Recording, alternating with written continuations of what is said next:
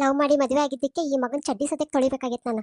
ಅದ ನಮ್ಮಪ್ಪ ಹೇಳಿದ್ ಮದುವೆ ಆಗಿದ್ರೆ ಅಮೆರಿಕಾದಲ್ಲಿ ಇದ್ಕೊಂಡು ಅಲ್ಲಾದ್ರೂ ಅದನ್ನೇ ತೊಳಿತಿದ್ದೆ ಬಿಡು. ಏನನ್ ಮಾ ಅಮೆರಿಕ ಇಲ್ಲಿ ಅಮೃತ್ಸರ ತೋರ್ಸೋದೆಲ್ಲ ಯಾಕೋ ಅನಿಸ್ತಿದೆ ನಂಗೆ. ಮದುವೆ ಅಂದ್ರೆ ಏನೇನೋ ಅನ್ಕೊಂಡಿದ್ದೆ, ಏನೇನೋ ಕನಸುಗಳು ಇಟ್ಕೊಂಡಿದ್ದೆ. ಇಷ್ಟೇನಾ? ಮದುವೆ ದಿನ ಅಷ್ಟೇ ರೀ ಖುಷಿಯಾಗಿರೋದು ನಾನು. ಅವತ್ತೇ ಚೆನ್ನಾಗಿ ಫೋಟೋ ತೆಗೆಸ್ಕೊಂಡು ಅವತ್ತೇ ಚೆನ್ನಾಗಿ ಕಬಳಿಸ್ಕೊಂಡಿದ್ದು ನೋಡಿ ನಾನು. ಅಲ್ಲ, ನನ್ನ ಫ್ರೆಂಡ್ಸ್ ಎಲ್ಲ ಮದುವೆ ಆದ್ರು ಅಂತ ಹೇಳಿ ಅವ್ರು ನೋಡಿ ನಾನು ಹೊಟ್ಟೆ ಉರ್ಕೊಂಡು ಮದುವೆ ಆದೆ ನೋಡ್ರಿ ಅಪ್ಪ.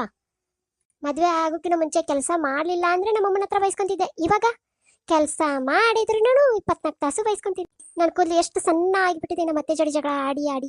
ಇದೇ ನಮ್ಮ ಅತ್ತೆ ಮದುವೆಗಿನ ಮುಂಚೆ ನನ್ನ ಸೊಸೆ ಎಷ್ಟು ಚೆನ್ನಾಗಿದ್ದಾಳೆ, ಎಷ್ಟು ಚೆನ್ನಾಗಿ ಓದ್ಕೊಂಡಿದ್ದಾಳೆ ಅಂತ ಹೇಳ್ತಿದ್ರು.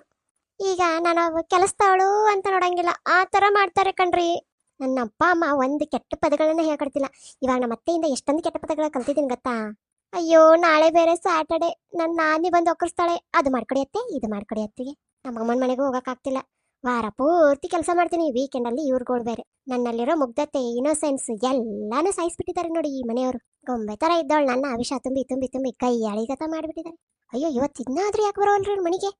ಅಯ್ಯೋ, ಏನಾದ್ರೂ ಆಕ್ಸಿಡೆಂಟ್ ಆಗಿಬಿಟ್ಟಿದ್ಯಾ?